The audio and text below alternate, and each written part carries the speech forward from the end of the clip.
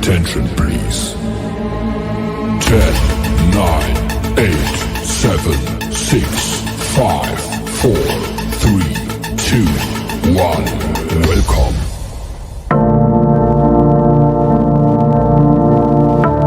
If we not in love, can we just pretend?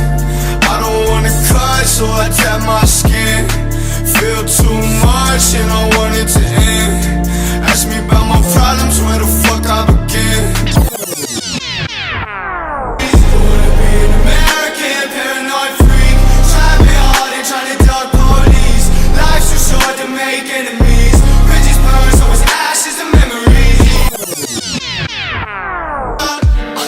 I'm the one that all the boys hate, cause I'm dressing like the girls getting more paid.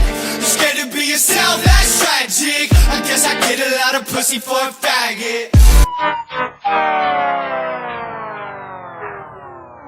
What is going on, everybody? Welcome to another episode of the Blaklist podcast.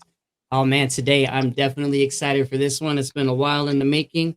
All the way from Wichita, Kansas, we got motherfucking Damien Styles. What's good? How y'all doing? What's good, buddy? What's good? Man, I'm definitely excited for this. So I know, man, you're coming up. You got a lot of shit popping right now. I appreciate it, man. Been a long time coming.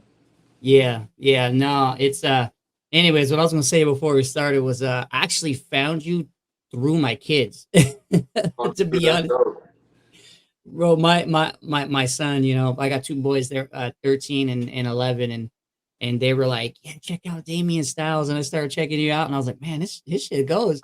And then they were like, yeah, you got to get him on the podcast, and that's how I started reaching out. But it's funny because when I was talking to Deontay, he was like, bro, you don't know how many people tell us they found Damien through their kids. Yeah, that's amazing. It's pretty cool too because at first, like when I really started being active on social media and stuff, we were only reaching the kids because it was really only popping off on TikTok. And it wasn't until like a year and a half into it, we were like, fuck it, let's try posting on Facebook too. And then caught a whole older demographic of fans that we were just missing out on and shit. And that was hella cool. Especially like I had to do like a little transition because I would always say like, yo, I do this for the kids who boom, boom, boom. And then all the Facebook people were like, I'm not a kid, but I relate to your shit. And so I changed it. Now I got to be like, yo, I do this for all the people who blah, blah, blah, you know? That was pretty cool to not like have to limit myself. Yeah, you know, I mean, just you being you, you know, and you're, like you said, you're able to reach a whole nother area that you never even thought that was out there, you know? Yeah. Now, it's cool. I think, I'll be honest, like the first, I mean, of course, American Paranoid Freak, like that's your hit right there, you know? And that was like one of the first that I heard, and then it kind of moved on. And my favorite right now is Fucked Up Teeth. Like that's my favorite song right there. Let's go. Hell yeah. It's like you got this I don't know, man, you just got this vibe, you know, this personality. It's crazy because like you don't care. Like really, you don't give a fuck. Like I see that, and that's what's cool. Like that's why we do this. Like, man, I don't care. If people want to hate, they're gonna hate, you know. Over the past weeks, I've caught myself singing some of your songs while I'm at work. That's fire. So, what kind of like, so tell us a little bit about you, like kind of like where you grew up, you know, kind of what led you to music and whatnot. Yeah, I grew up in Wichita, Kansas. My fault. My pops actually raps and grew up rapping my whole life, so I just grew up kind of with the studio environment in my house and stuff like that, and it just made sense for I always had like the desire to create worlds in my head, you know. I was like a lonely kid and I'd be playing by myself all the time and shit like that, just like doing make-believe. And so my pops really encouraged me to like put that into the music and help me learn how to do it and shit like that. Okay. Oh, that's far.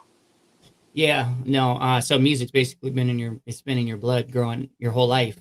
Yeah, 100%. What kind of was hip hop like your first, I'd say like your first go-to since he rapped, or did you like any other stuff? I started off just rapping. I used to think like I didn't have a good singing voice and I couldn't hold a note and all type of shit. And it was just rap until I was like 16, and then I started playing with auto-tune and was like, shit, maybe I could like do a little T-Pain shit, and then it just kind of kept going from there. So a lot of your shit is obviously like mental health based, did you, I mean, and you can answer this if you're not, did you go through like any type of like an addiction phase, or was it just more just the mental health aspect? Um, See, there was never like a substance. I mean, you could say weed, like I don't know. A lot of people are like, "Oh, that ain't shit," blah blah blah. But definitely, I was heavily dependent on weed since like a young kid. But I think I was more so addicted to escaping my reality, whether that be through any type of drug or anything I could do. I think I just had that sort of escapism type of addiction, but never like one thing that I just chased down the drain or nothing.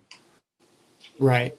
I mean, mental health is huge right now, and that's the thing. Like, that's why we started this, is because people tell us like we're not supposed to talk about mental health, and we're not supposed to feel the way that we feel. Yeah. And I appreciate like what you do so much, is because you don't care, but then also like you're very transparent with your feelings too. Like when you got to take a break because of what's, like recently when you took a couple months off or whatnot because you were going through everything, like you're pretty transparent about it. And I think that's why we're here to do this and talk about this, to tell people like, hey, it's okay to have bad days. It's okay to have bad months. Yeah, for sure, 100%. I think just being honest, because I think like with mental health issues and shit like that, everybody feels like, man, I'm crazy. Why am I thinking like this? I'm the only person thinking like this. But even just knowing somebody else being like, yo, I have those same thoughts, is you can find comfort in that for sure. So like you got something. Say it. Well, I was going to say that's really good, especially because when you started, you were geared towards the kids.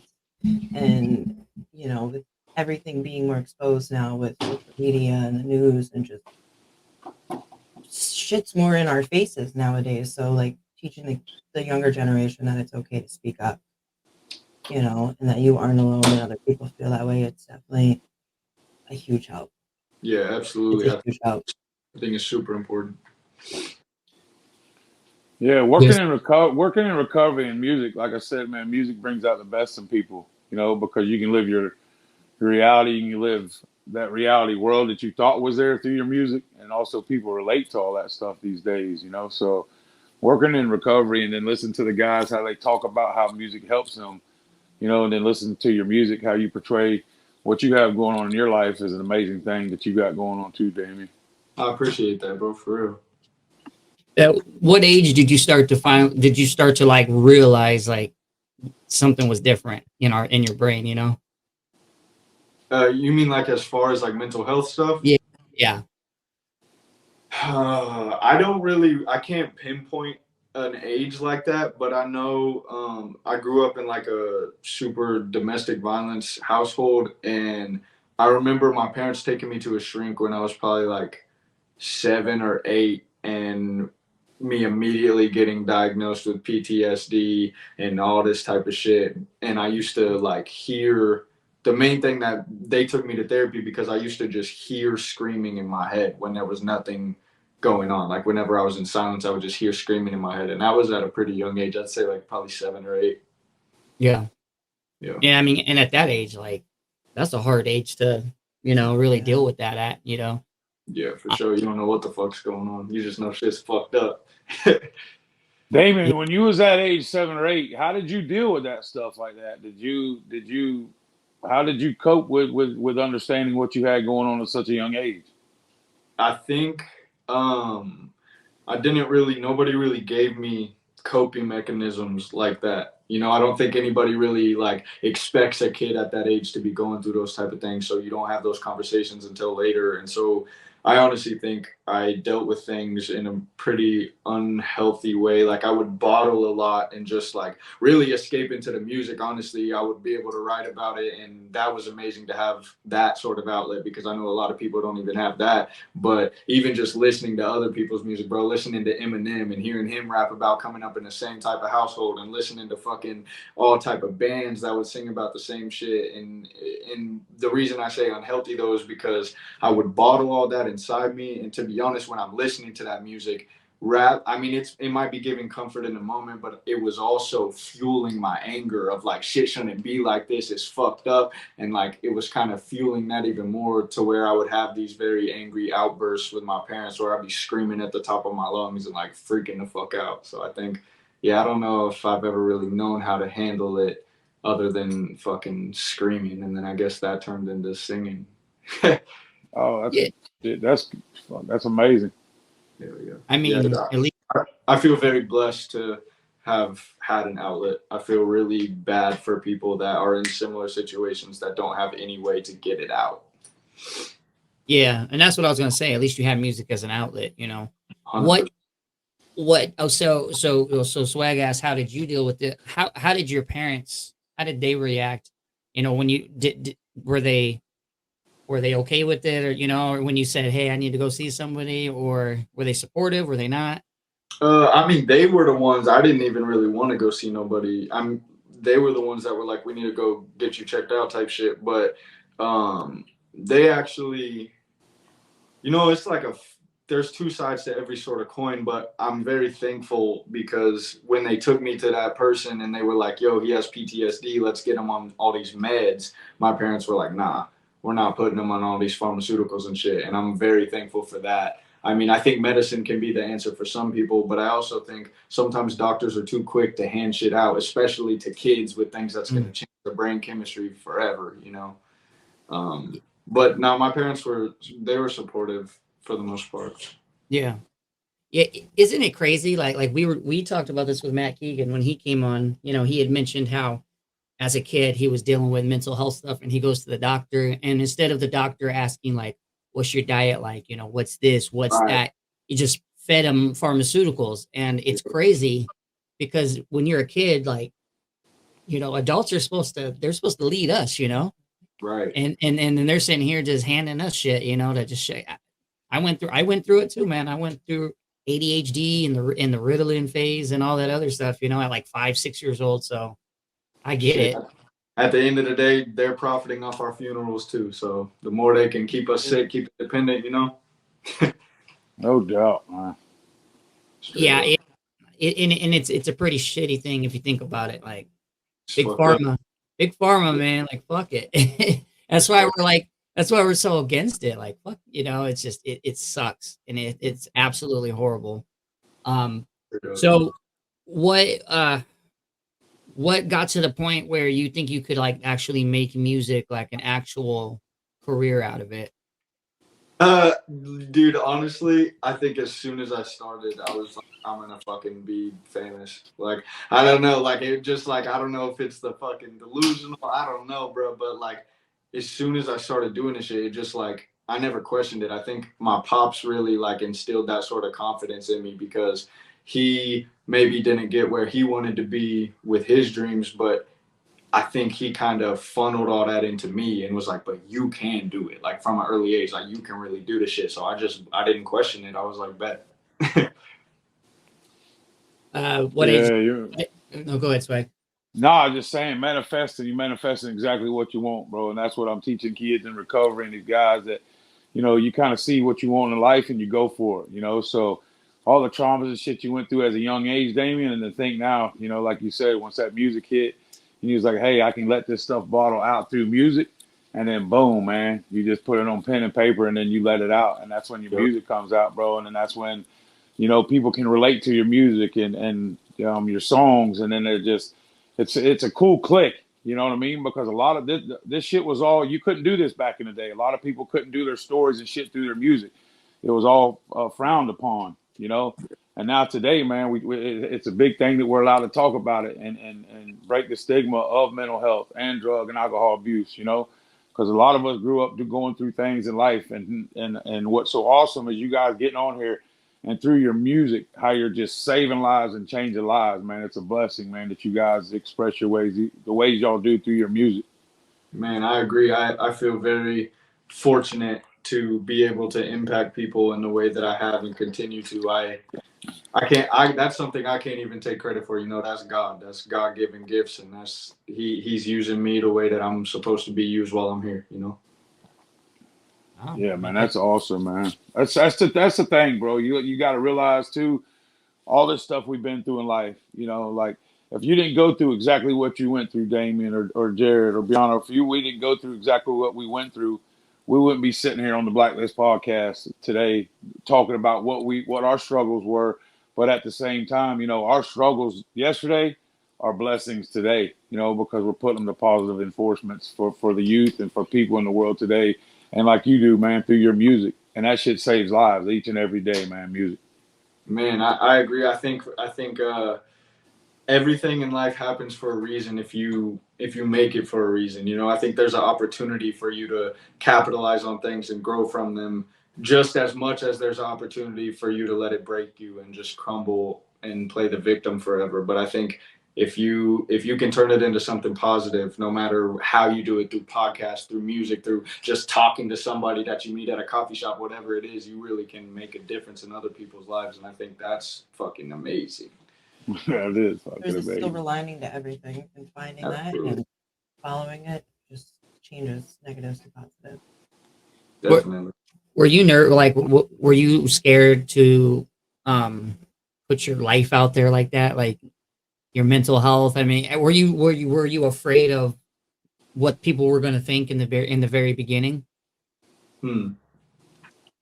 I think at first, no, I didn't question it. But in middle school, when I was releasing music and shit like that, motherfuckers were making fun of me. Oh, you think you're gonna make music and da da da. And I'm making dark ass music at 10 years old. They're like, what the fuck is wrong with you? And so that made me kind of question it a little bit. And then I think honestly, the majority of me making music, I was able to like speak honestly to a certain extent, but I also feel that I had some sort of a mask on where I was like, y'all can't see me be all the way vulnerable. I'm not gonna let you in on the shit that still hurts. You know what I mean? Things like that. And I got a song called Bad Bitch Energy, and it is not like an emotional song or nothing. I love it. I love it. That song really freed me, bro, because it was like taking everything that people had said about me and just putting it out there and embracing who the fuck I am. And from that point forward, I really felt free to just speak my truth. And it, you know, like, I don't know, because I remember when I was recording that song, I asked my girl, I was like, is this gay? Because I hella want to say this shit. And she's like, honestly, just because it's you, nah. And I'm like, bet. My favorite line of that song is, I guess I get a lot of pussy for a faggot. Like, Yeah. yo, it's so funny because people hate on you and you're just like, fuck it. I guess, I mean, if that's what you want to call me, that's what you call me, you know? Exactly. Yeah, exactly. No, I showed her that song and I was like, yo, I fuck with this. Like, Yeah. that slaps. I appreciate it. What was the story behind American Paranoid Freak? I gotta ask that. Man, yo, this is crazy, bro. This is why, like, bro, God is real, bro. Because so I was living, me and my wife now, was my girlfriend at the time, were living out of an RV at the summit of a mountain. It was a fucked up RV, bro. Like, nothing worked. The water heater didn't work, nothing. So literally we're showering out of a water hose, cold ass water every day, washing our dishes in the river. Like, shit was fucked up. She's really like thugged it out and went through the mud with me, bro. Real one. But we were going through some issues at the time that I left and she stayed on the mountain, and I came back to Kansas. And, you know, since I had left home at 17, it was me and my brother. We were homeless together and we were doing this shit. And then when I met Faith, it was me and her. But when I moved back to Kansas, my brother drove back with me, but he was just helping me get the RV there. And then he was going to go back to Cali. And he told me on the way there, he was like, yo, bro, it's all on you. It's time to sink or swim. And whatever you do, it's on you and you only. And so once I got back, dude, I started running it the fuck up, selling hella weed, bro. Just pounds and pounds, just packs, and fucking, that was cool. Faith had come back. We were making it work, but I knew, I was like, this isn't this isn't something I want to do. Oh, my bad. This isn't something I want to do for the rest of my life. So I made a decision. My mom actually made me make an ultimatum because she had seen my dad chase music his whole life and never get anywhere with it. And she was like, what are you going to do if this doesn't work? And I just told my mom, I was like, look, if I don't make it work by the time I'm 27, I'll reroute my life. And when I said that and when I made that agreement with her, I started really taking the music serious and was like, yo, I got to do this shit. So at the same time as I'm flipping packs, I'm also taking the music more serious than I ever have. All right, I got to get consistent. I got to shoot music videos. I got to boom, boom, boom. And there was one day where I hit my homie that I was trapping with, and he always, every time, no matter what time of day, would hit me back immediately. But for some reason, he didn't hit me back for a couple hours. So my mind starts spinning. I'm like, fuck, he's getting raided. They're coming here next. I'm fucked. I don't have the car at this point. I'm fucked up. So I pack up all my shit. I'm calling all my homies, like, somebody come pick me the fuck up. One of my homies is like, bet, I'll come. And right when he gets there and I'm about to leave, I get a call from my homie that made me flip the fuck out by not answering. And he's like, my bad, bro. I fell asleep. Da, da, da, da, da. But that right there in my brain, I was like, man, I'm living a life where I'm that paranoid. My homie was taking a fucking nap and I'm freaking the fuck out thinking my life is over. And so I'm like, fuck, bro. And it's crazy because I made that song and I say, don't want to be an American paranoid freak. And then that's the song that took off. It's crazy because that one hit. Like, Crazy. that's the one, I think that's your most biggest one to date, right? Yep. Yeah, that song is badass. Thank you. Yeah. And I know you get compared to Lil Peep a lot on that song. Yeah. I think that's one of the biggest things, like, oh man, this guy sounds like Lil Peep, which in my eyes, I fucked with it. I was like, yo, this hits. I like this, you know? Yeah. No, that's a high compliment for sure. People's a legend. Yeah. So.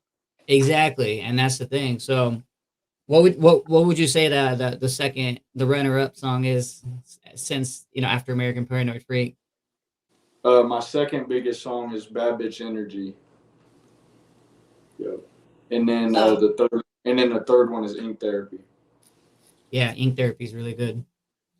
I see the instruments in the back. What's the first instrument you learned to play and started? I'm learning guitar and piano at the same time right now, but I'm a lot better at guitar than I am at piano. But I'm still not great at that. But we're making it work. I'm producing my own shit now, so shit, it's cool. Learning.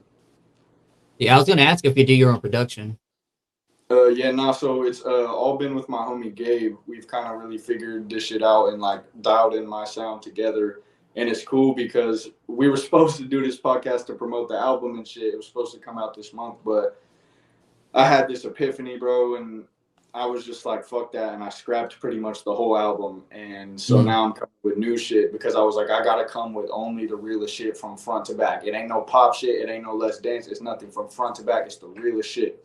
And so I'm working with him, and I'm excited because this project is going to have the first tracks that I've ever put out where I co-produced it. So there you go. Badass. Hell yeah. I bet you it was probably very hard for you to scrap your album, right? Dude, it would have been, except for with all the complications that I've been through with the label and the music industry and everything. It had me, the album I was about to put out, most of those songs I made 2 years ago. And it's like, I don't really resonate so much with the person I was 2 years ago, with the music I was making 2 years ago, with nothing.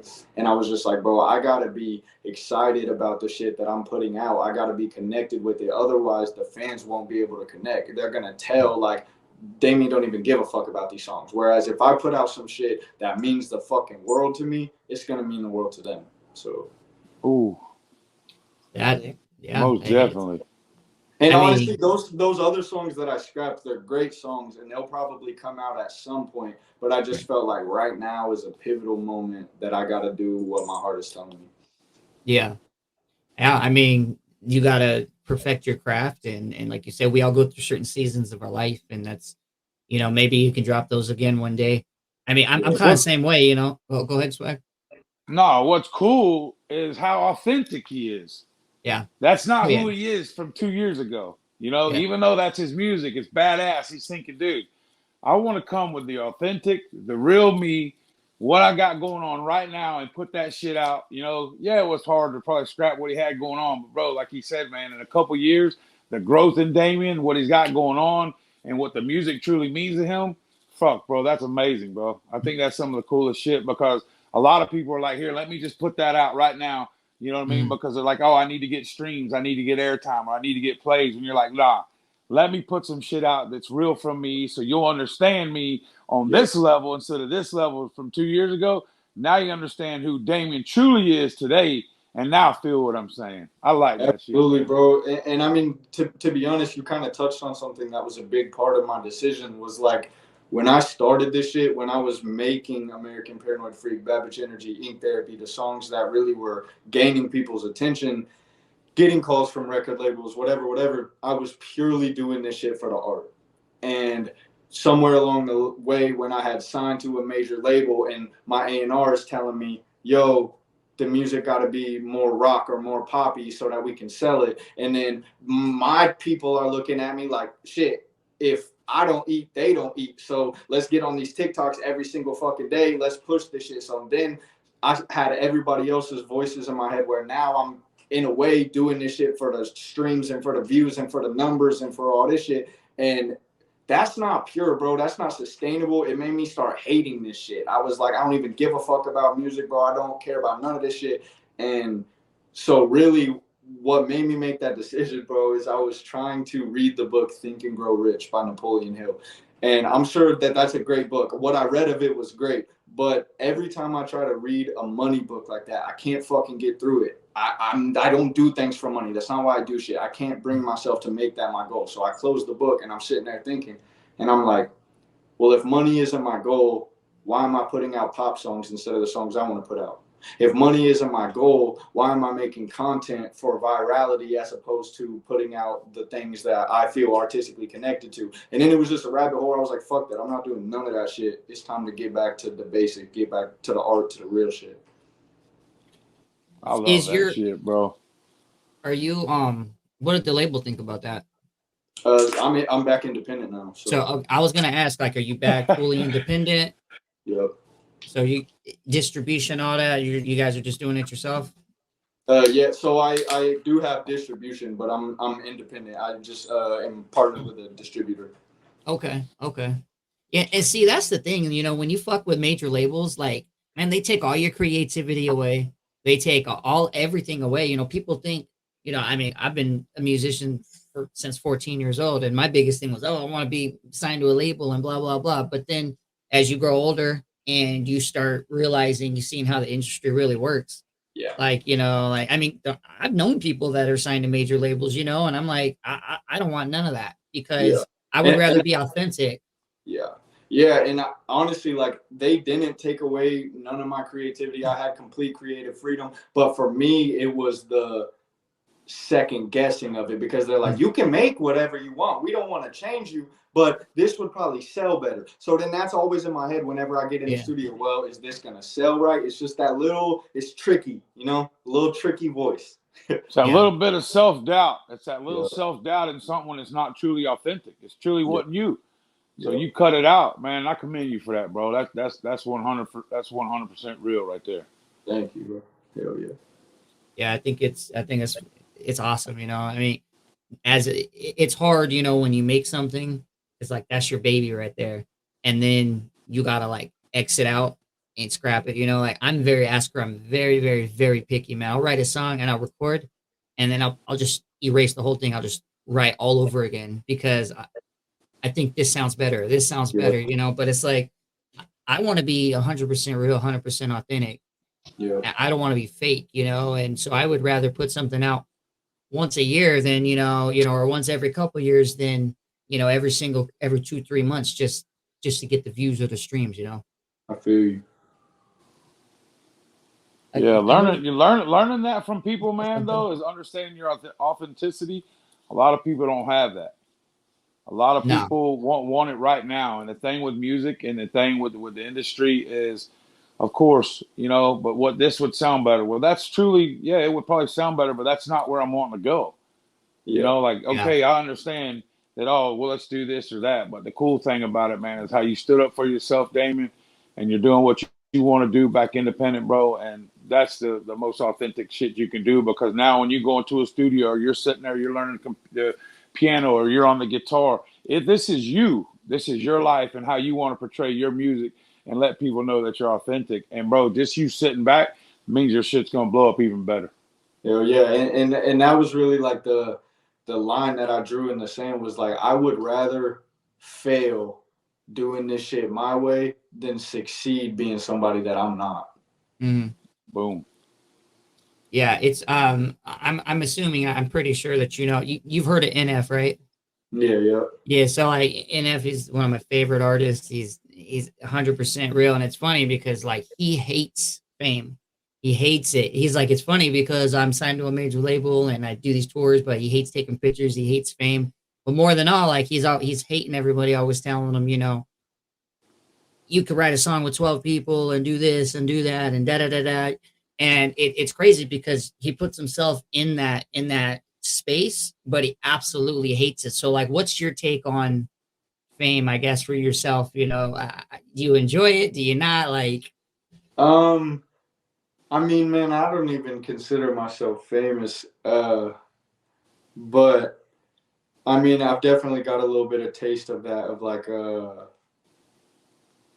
people being familiar with me and stuff like that, getting recognized in public and stuff. And at first, it used to get on my nerves because it's like, man, I'm just trying to fucking go grocery shopping, like, don't come bother me type shit. But that was really arrogant. I definitely have learned to appreciate it and really just slow down when that happens and appreciate the interaction, because they're showing me love, and who am I to be some type of asshole that's like too busy for that? And also, like, 9 times out of 10, when someone really takes the time, because I'm sure I get recognized more than the people that stop me. So if they really stop me and have something to say, a lot of times they're like, yo, bro, your music helped me and things like that. And it's like, I do want to know that, and I do want to hear your story, because that's the whole reason why I'm doing this. So I've learned to love it and to appreciate it. And yeah, definitely. But at first it was mad weird. It took some adjusting. yeah. How do you deal with, and from what we see, from what the content that you post, dealing with haters, like we know there's haters, bro. There's some fucking haters. It doesn't matter how well known you are or not. Like, how do you deal with that? Like, personally, with your mental health, how do you process dealing with that shit? Fuck them. I mean, like, I'm not gonna sit here and play macho man and like act like it's never got to me. I mean, there was definitely, like, when I was going viral with the Walmart shit, literally every time I would refresh, it was like 500 more hate comments being like, fuck you, go kill yourself, you're a piece of shit. Every time I would refresh my shit, and I sat there for like 2 days just doing it, like, damn, the whole fucking world hates me, and that shit kind of fucked with me. But at the end of the day, is like, at that same moment as I was feeling like the whole world hates me, American Paranoid Freak got 50,000 streams in one day on Spotify. And it's like, as many people as were posting those hate comments, people that actually liked the song went and listened to it. They may not have said anything, but I seen it when I looked at my Spotify. And so it's like, bro, honestly, in my experience, the haters almost help you more than the fans sometimes, as far as like exposure and shit. So fuck it. Well, yeah, they give you the views. Yeah. Attention. Yep, attention. You're like, all right, listen. I have a buddy. We ride motorcycles together, and he posted this TikTok, and it went like overnight, like 75,000 views on a reel, and 95% of people were talking shit to him. Yeah. And he was like, yo, he wasn't even tripping. He's like, listen, like, you guys are getting me on the algorithm, Yeah. Anytime you guys comment, look at it, share, oh, look at this asshole. He's like, you're getting the views. So he's like, thank you for that. Hell yeah.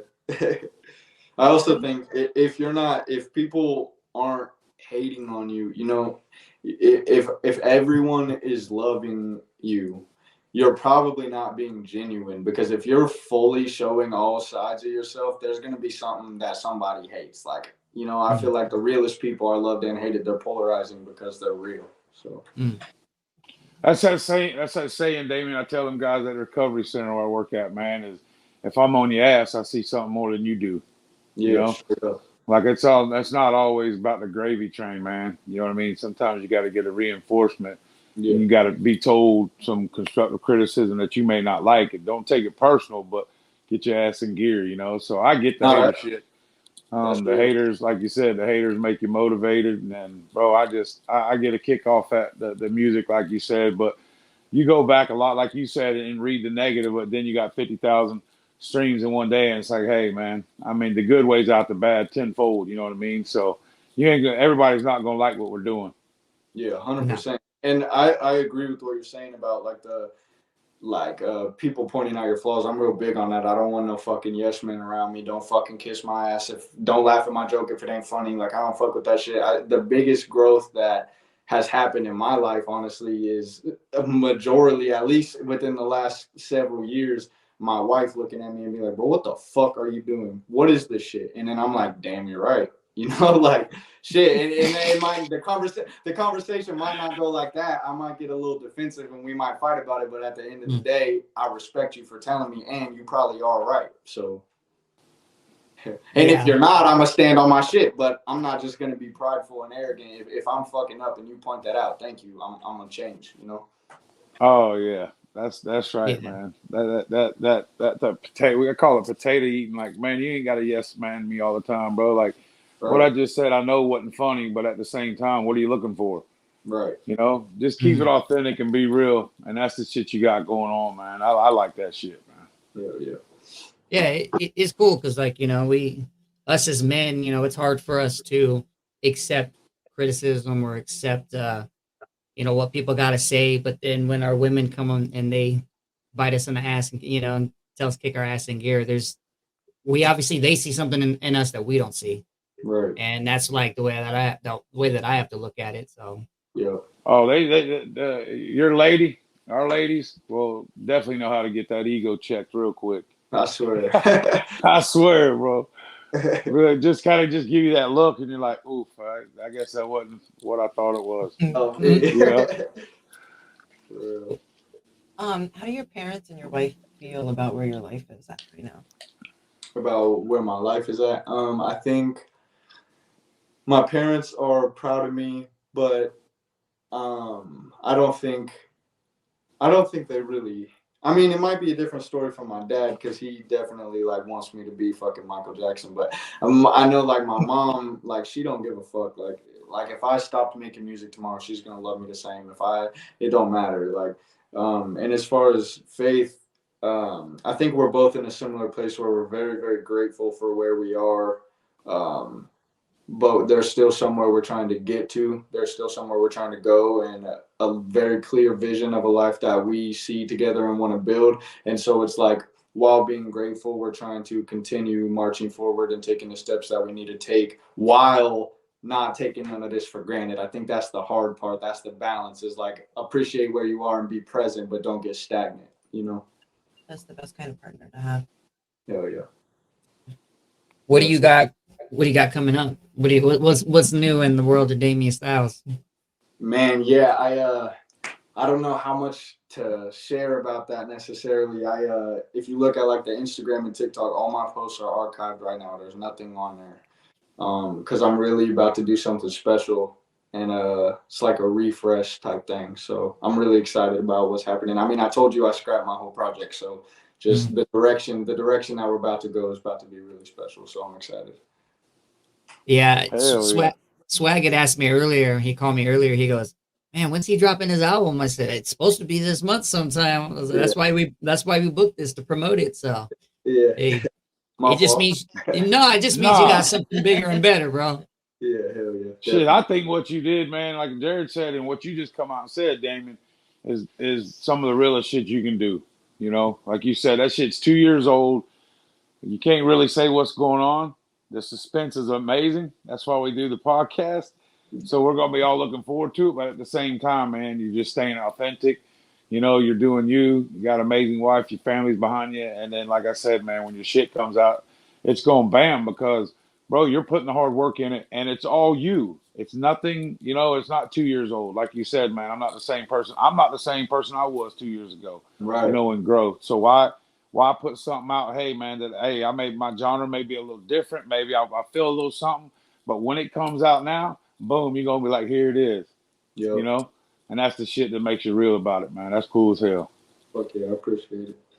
Yeah, I mean, we're not. If you think about it, like we're supposed to change. We're supposed to grow. We're not.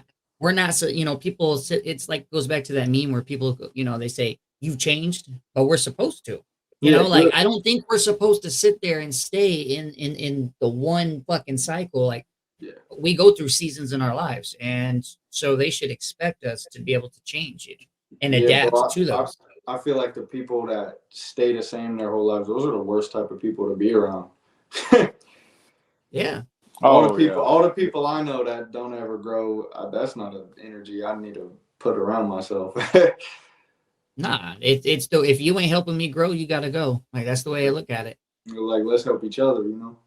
Yeah, exactly. That's that saying you gotta grow through what you go through. Yep.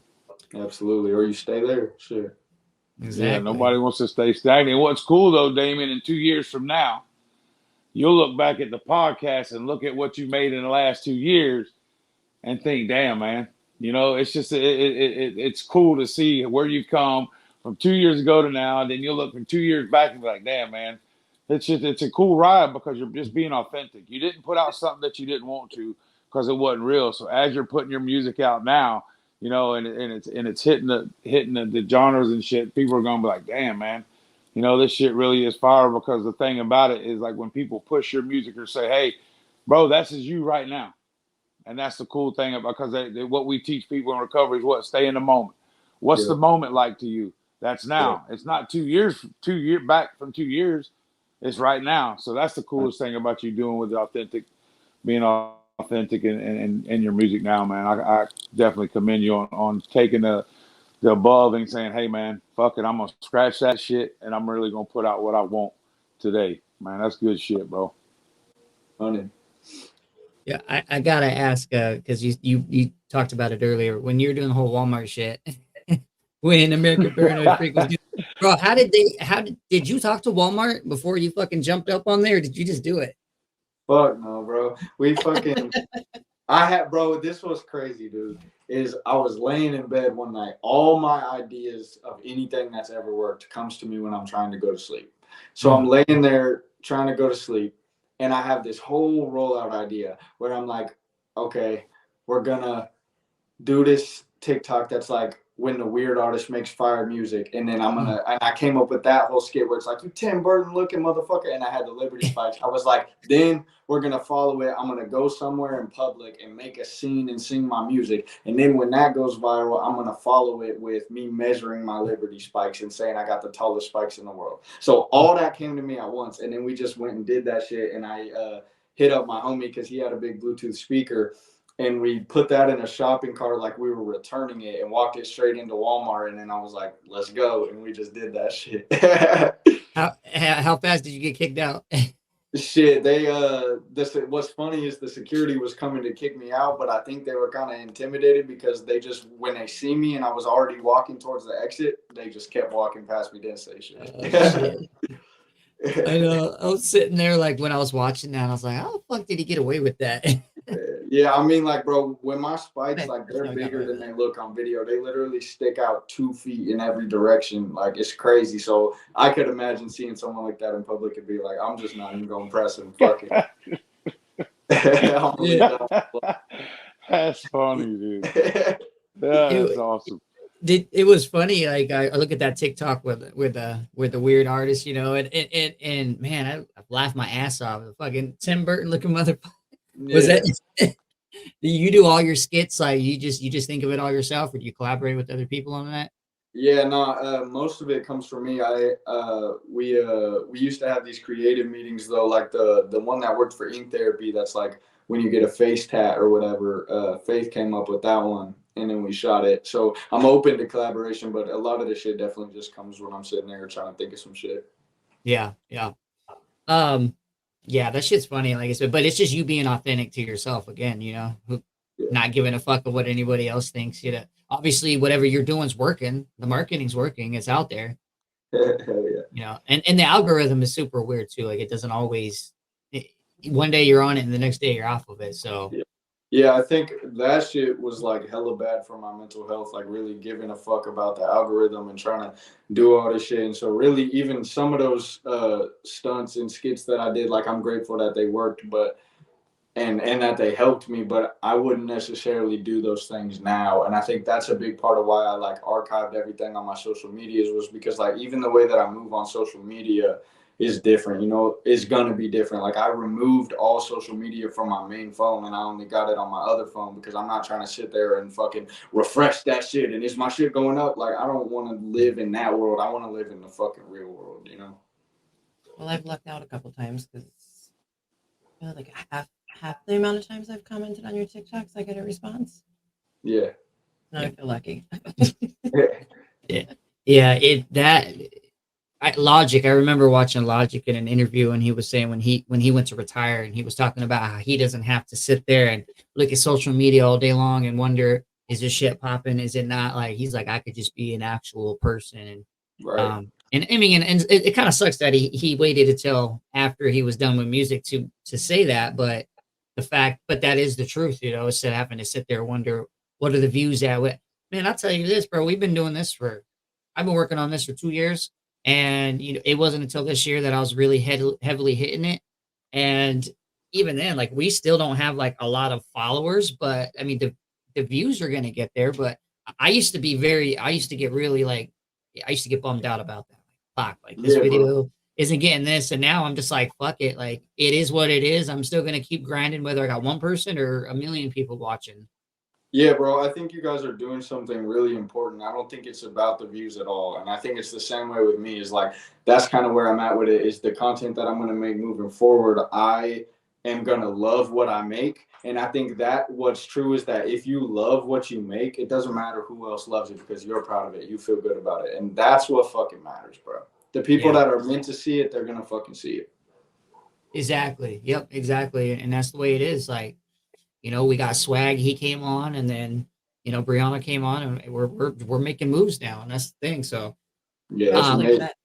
We met through the podcast. Yeah. Oh, really? Yeah, we met. Yeah, I was living in Oregon. Yeah, and she was all the way on the other side of the country. And she saw one of my podcasts, and we met through a mutual friend, and I mean, here we are like over a year later. So damn, that's amazing, yeah. I'm the same way. I moved to Detroit from Orlando, Florida at the end of March. Crazy. I met my fiance off social media. Hell yeah. Shit, that's dope. Yeah.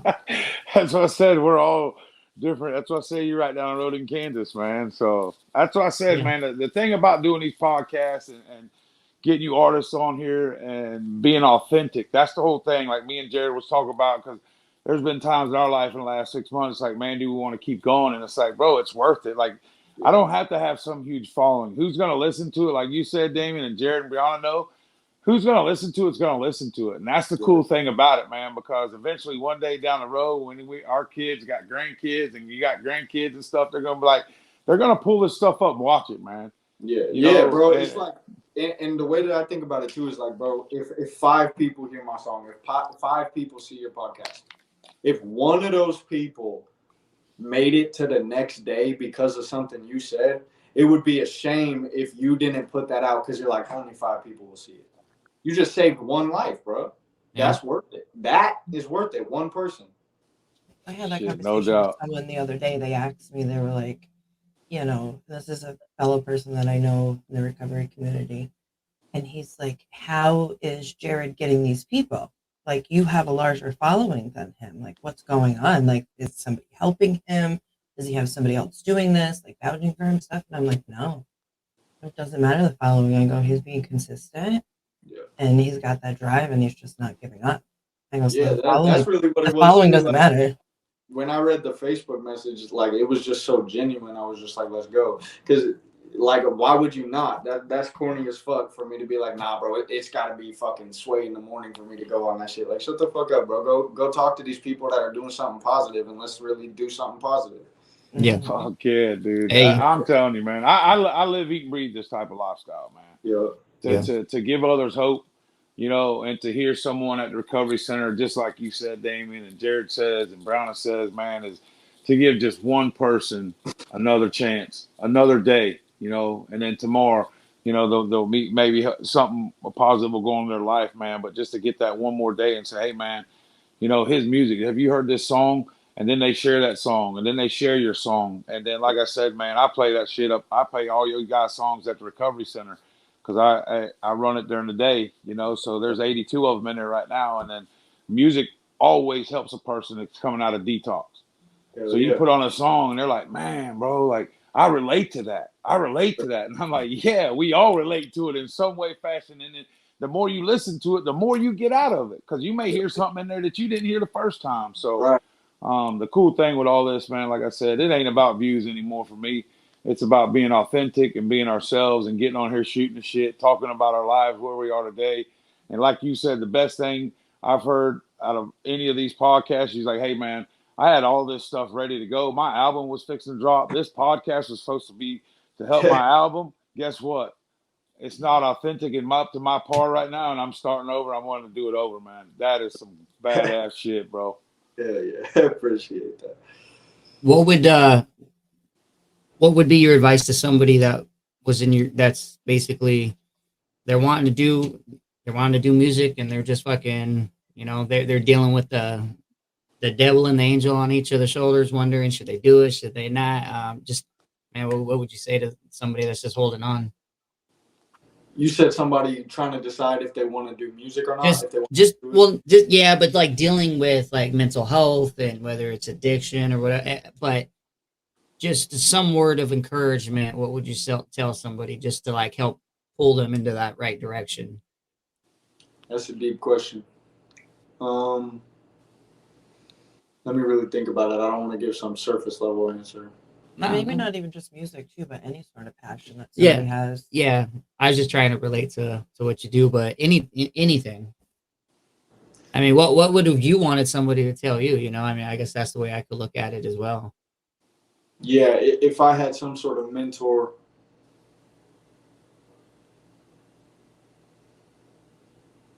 Not to put you on the spot. Just sitting here. Not to put you on the spot. No, it's good because he's thinking, man, because he wants an authentic answer, and that's what's the best thing about this thing. Because, like you said, man, you don't want to throw out something that doesn't really understand or mean what you say. So, like for me, when it comes to this, you know, when someone says, "Hey, man, what would you say to give somebody hope?" It's like, man, just learn to breathe, understand that, hey, you are worth it. Look at yourself and tell you, hey, man, you got to love yourself before you can love any other thing in your life. You know what I mean? It all looks.